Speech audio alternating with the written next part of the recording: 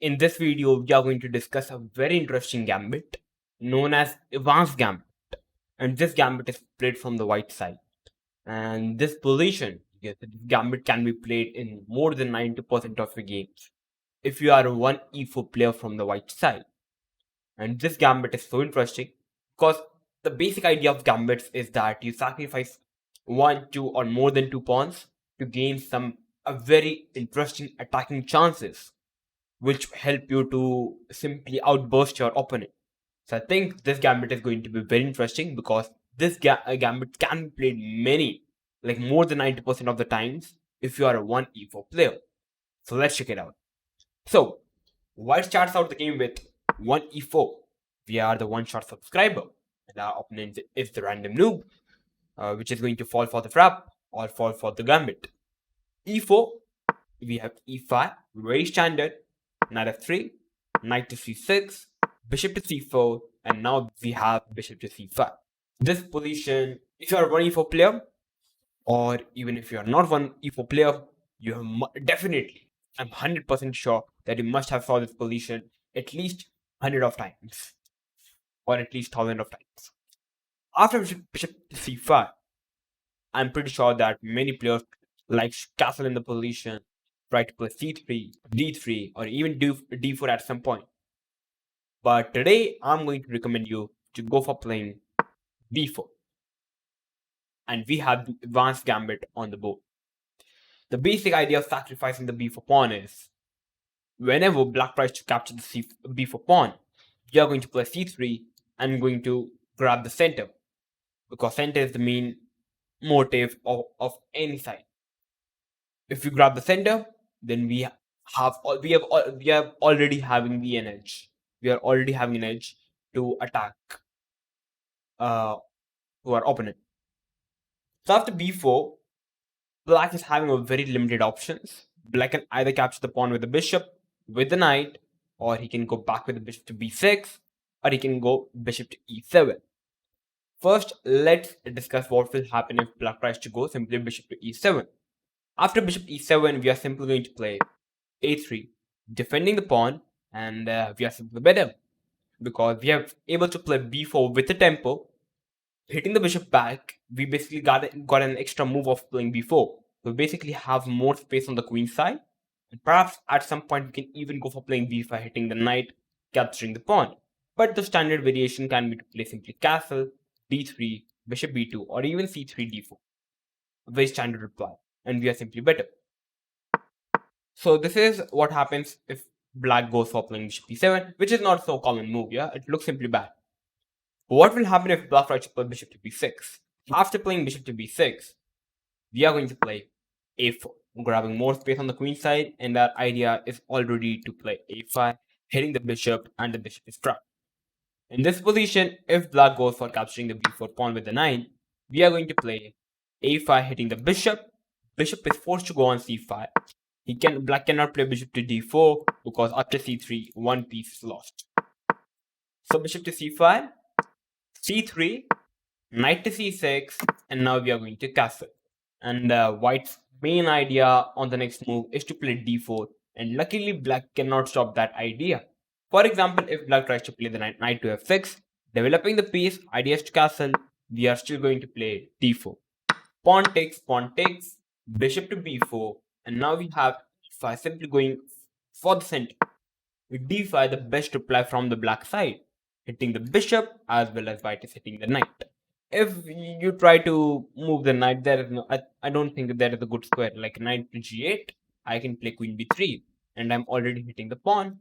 So like for example, queen e7, I can play knight to c3, jumping in with the knight, and I think it's already over for black. If bishop takes, we can play queen c3, bishop a3 is coming, and I think it's already over. So this is what happens if black tries to go for knight g8, but this doesn't look so good move. d5 looks the most natural move. We are going to capture the knight. Pawn takes the bishop, pawn takes the pawn, hitting the rook. Black is forced to play rook g8, and now we are going to push up pawn to d5, hitting the knight. Knight have to move, and now comes queen a4 check.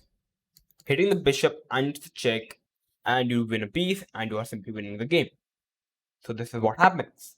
If black goes for after a4 capturing the pawn on b4.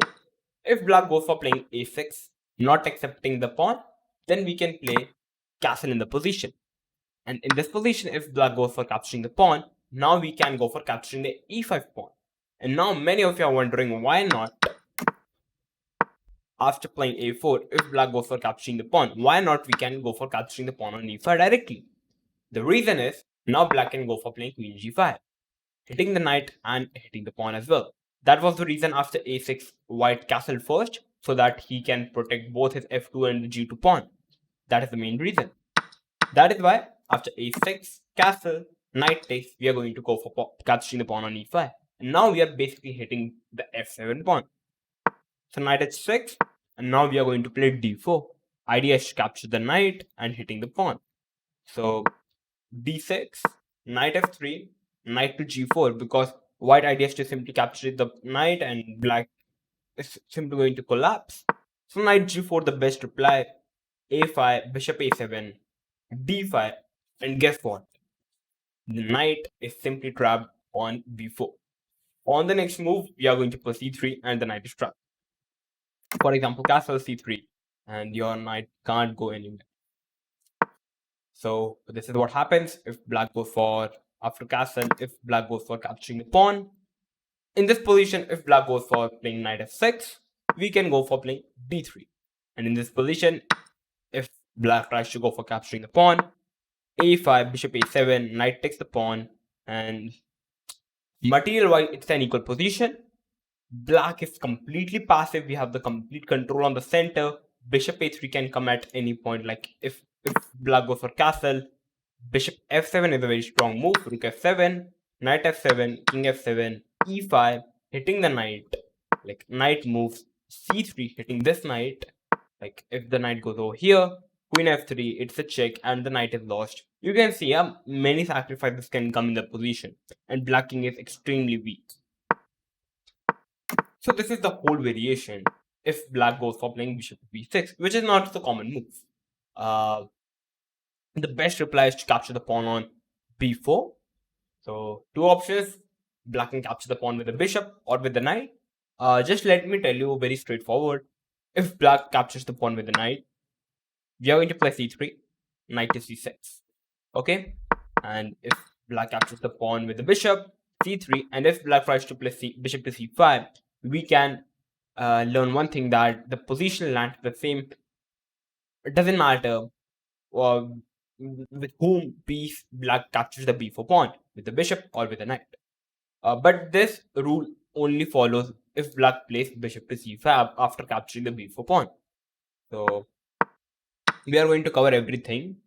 So after bishop b4, which is the best move and the most natural move, we are going to play c3, and in this position, black is having various of options to continue the game. Black can play bishop a5, bishop e7, bishop to c5, and I think I've covered these many variations because these are the most common variation. I don't think bishop d6 and bishop f8 is, I think I should cover, because those are the simply baddest moves. Yeah. So first, let's talk about bishop to e7. After bishop e7, white goes for playing in d4, grabbing simply space on the center. Pawn takes, we have knight to f6.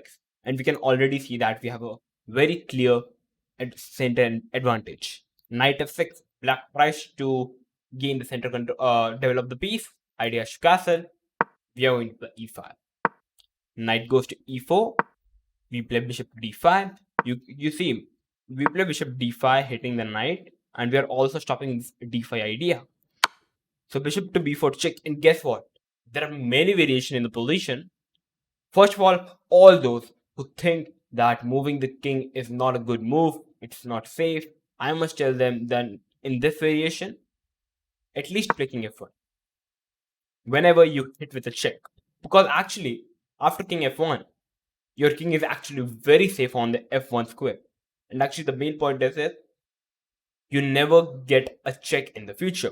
If you try to block the checks, which is also a very decent move, but in the future, there is a possibility that you can get harmed with a check. Simply move the king in, and it is actually pretty safe, just believe me. You are simply hitting the knight, And in this position, if black tries to play knight c3, hitting the knight and the queen, knight c3, bc3, we have bishop to g5, hitting the queen, knight goes back to e7, bishop into f7, a very strong move, king f7, queen b3 check, king f8, queen into c3. And guess what? It's an equal position, whereas white is completely dominating the game. The knight cannot move because the queen is hanging. Black has already lost his castle rights. Although white has already lost his castle right, but white king is much safer comparatively to the black king. So white is already having an advantage. So this is what happens if black goes for playing bishop e7. Just let me clear after d4, pawn takes, pawn takes. At the place of knight f6, if black goes for playing d6 in this position, we can go for playing queen to b3. And our idea is to simply target the f7 pawn. And black cannot actually defend the f7 square, f7 pawn. If he tries to play knight h6 to defend the pawn, we can simply capture the knight with the bishop, pawn takes, and we are simply winning the game. So the best move in this position after queen b3 is to play knight to a5 from the black side. And in this position, we are going to capture the pawn, king f8, queen c3. The basic idea is to hit the knight. And after king takes the bishop, we take the knight. It's an equal material position, whereas white is better in this position. Black has lost his castle rights. We are having a complete center control. We can castle in the position, and I think you are pretty good to convert this position. So this is what happens if black goes for playing d6. And now let me talk about after bishop e7, after d4, what will happen if black doesn't go for capturing the pawn? What will happen if black goes for playing d6? After d6, it actually lands in the same position. We can play queen b3, attacking the f7 pawn. And you see we land in the same position after knight f5, bishop f7 check, king f8. You see we are not having the c3 square for the queen, but the basic idea is to hit the knight. So queen f4 hitting the knight, and here simply king takes, queen takes, and it's simply better position for white. So this is what happens, and after d4, actually the best move, not the best, but actually a very decent move in this position is to play knight to a5, hitting the bishop. In this position, we can play bishop to d3, d6, pawn takes, knight takes the pawn on e5, knight to f6, developing the piece, idea is to castle. We can castle in the position, black castle, queen c2, and in this position, the material wise, the position is equal. And if I talk about the white ideas, white wants to play his knight back to f3 and wait for a decent opportunity to push the pawn to e5. And after we successfully play e5 in the position, white is actually having a very good position. White is actually better because we are the one who is having the center control with our pawn on e4, which we want to play e5, hitting the knight and the pawn on h7. So this is the basic idea in this position. Play back your knight to f3, e5, hitting the knight, also hitting the pawn on h7. And idea can be to play rook d1, putting some discoveries on the queen on d8.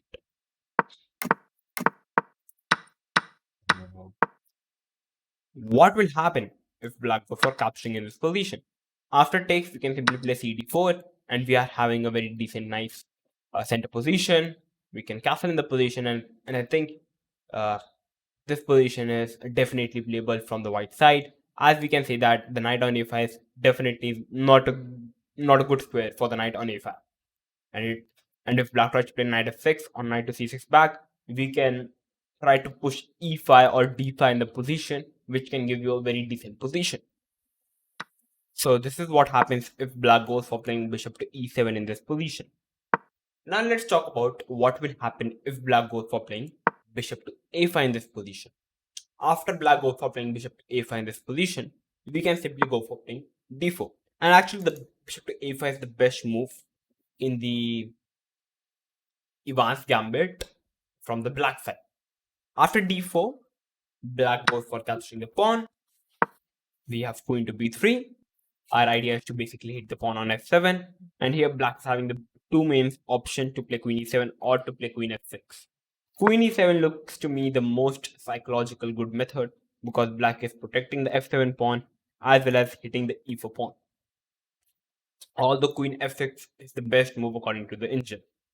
After queen e7, we are simply going to castle in the position, and black is having many options in the position to capture the pawn or to play bishop to b6, defending the pawn on d4. Now first let's talk about what will happen if black goes for capturing the pawn. Knight into c3, and our idea is to play knight to d5, which is already very scary for the black. You can't go for playing something like knight f6 because knight d5 is already very game over for black. You are forced to capture, pawn takes hitting the knight, and here knight e5, I can simply take it, queen e5, and bishop b2 hits the queen, hit the pawn, and I think many sacrifices can come off. Rook e1, sacrificing an rook, and in the exchange we are simply crushing with the white pieces. But knight f6 is not the common move. Bishop into c3 is the best move, giving the bishop for the knight. Queen c3, knight f6, hitting the pawn. We can play bishop to a3, hitting the queen, and after d6, we can play e5, a very strong move. You can't capture the pawn with the pawn, the queen is hanging on e7. If knight takes, we can play knight e5, and after like queen e5, we can play rook a to e1, hitting the queen and the king, knight e4, and guess what? We have rook into knight, queen into rook, rook e1, defends the... It's already over for black.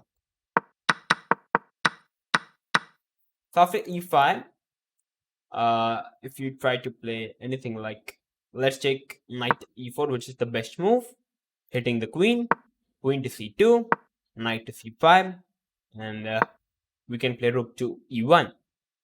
And after bishop e6, which is the best move, asking for a bishop trade because there could be some dangerous attacks. So bishop e6, and now the only move for white to play h4 in the position. And after h4, guess what? Your idea is to play knight to g5 if black goes for short castle in the position. For example, short castle, we are going to play knight to g5, so threatening a mate on h7. So black is forced to play g6, stopping the mate. And guess what? We are going to capture the pawn. Pawn takes, bishop takes, knight, pawn takes, knight takes, bishop, pawn takes, rook takes, pawn. We hit the queen, and guess what? On the next move, we can simply go for capturing the knight, discover attack, and it's already game over for black. So after h4, castle is already bad. If black goes for playing h6, defending the g5 square, we can play ed6, pawn takes, bishop takes, pawn takes, bishop takes, pawn takes, queen g6 check as pawn is on h6. Queen g6 check, and it's already over. If you try to defend it, rook into pawn, it's a check. You can't capture the rook, the queen is pinned, and it's already over. After king f8, we can play queen to e4, keeping the queens on the board. So this is what happens if black tries to play h6. The best move in this position is to play long castle from the black side. And in this position, we are going to play bishop to b5. And this position is already looking completely bad for black. I don't think black is having any play in this position. White idea is to simply capture the knight. So knight is forced to go back. We can come up with the knight, and there is not even a good play for black in this position. If you try to pull your bishop back, I can play ed6, hitting the queen with the rook and with the pawn. So queen takes, and we can simply say that perhaps knight f5, hitting the queen. The knight is also hanging on on c5. So like for example, bishop takes, queen f5 check. Bring this in, bishop e5, queen takes, queen takes. Sorry, not queen takes. Bishop takes, knight, rook takes, and queen takes, and you can simply finish this game. Yeah. There is no need for me to explain this position. It's completely winning position for white after playing knight to d4. So this is the whole long variation. If black goes for capturing the pawn on c3, after castle, if black is a very safe player, or you can say a very positional player, he's going to play bishop to b6. And the idea is to protect the pawn on d4 if white tries to capture. In this position, we are going to play bishop to a3, hitting the queen, d6, And now we have knight to d2. Knight h6, cd, knight takes, bishop takes, rook e1, castle, e5. Uh, you can't capture the pawn with the pawn. Pawn is pinned. You can't capture the pawn with the queen. The queen would be hanging. So bishop takes is the fourth move, and after knight f3. You can say white is having 4 pawns, black is having 7 pawns. But in the exchange, you simply have a very large amount of development. And actually, not only development, you are already preparing to play something like bishop b2, putting more pressure on the bishop on e5, and eventually you are going to get 1 pawn up. You are going to regain 1 pawn. So basically, in the end, you are going to be 2 pawn down, but you are having a very extremely attacking chances. This can only happen if black goes for in this variation. Yeah, specifically in this variation. So just don't get too scared from this variation. Just simply go for playing this variation.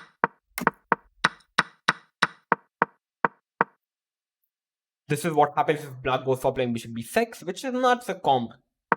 If you don't know if you have not seen this Ivan's Gambit, then I don't think it's possible for him to find this bishop to b6 move. So after queen e7, yeah, we have discussed queen e7. Now let's discuss queen to f6. After queen f6, which is the best move according to the engine, we are going to castle, pawn takes, bishop g5, queen g6, knight takes pawn, and our idea is to play knight to d5.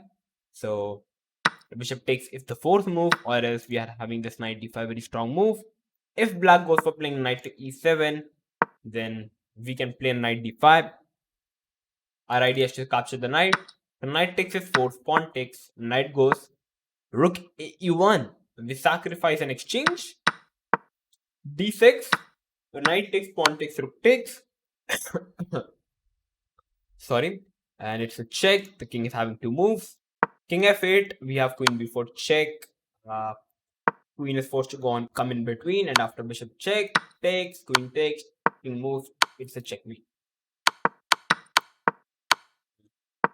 If black goes for playing king to d7, we have bishop check, king d6, queen check takes, check, king takes, check, king move, check, mate, queen e5. Very beautiful mate where these 3 pieces are simply stuck, and these 2 bishops are simply phenomenal, controlling everything in the king's path. Very, very, very interesting.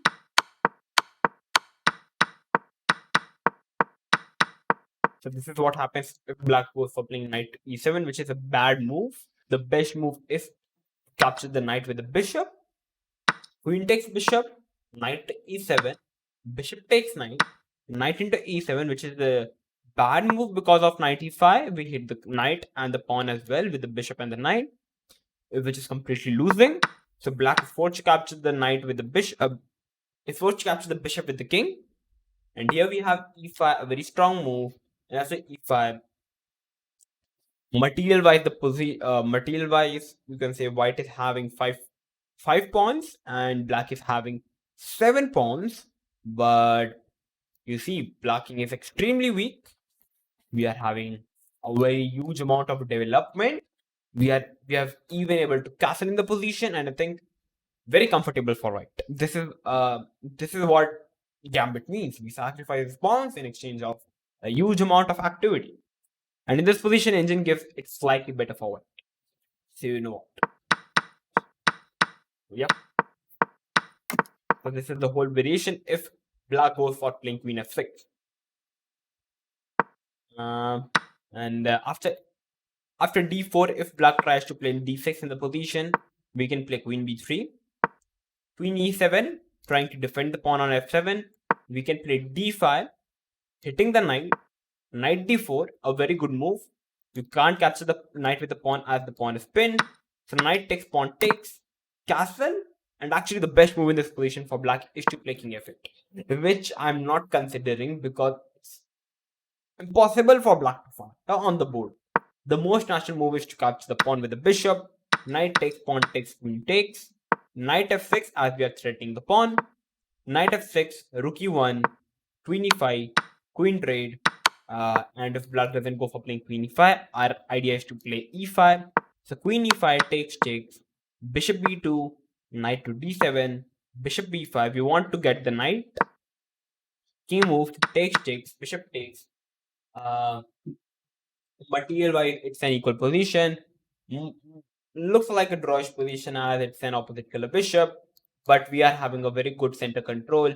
The the b7 and the c7 pawn can be a weakness, and even the g7 is a weakness now. So I think a very good position for white.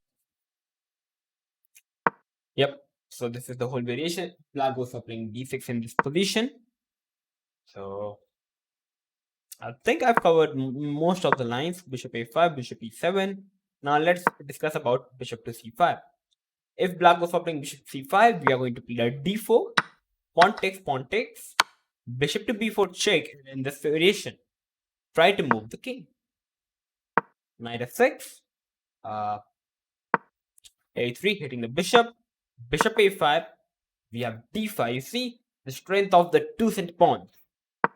Knight d7. We push another pawn. Knight comes in. Queen d4 hitting the knight. f5, the only way to defend the knight. We are going to play d6, a very strong move.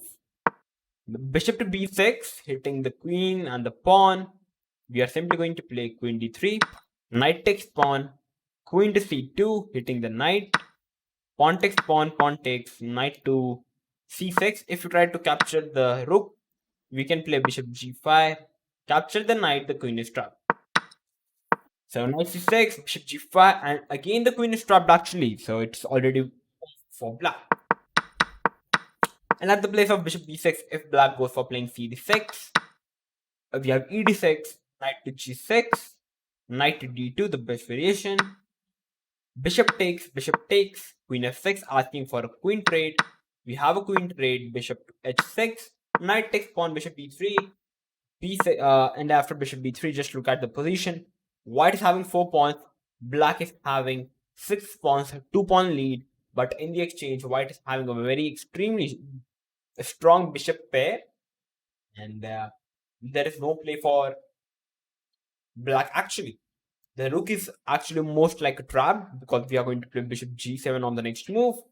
We're going to capture the rook, for example, b6, bishop g7, capture the rook. It's trapped, yeah. So this is what happens.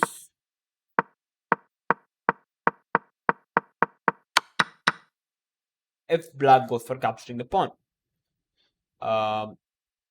In this position, at the place of capturing the pawn, if black simply goes back with the bishop to e7, we can play queen b3 ideas to hit the pawn.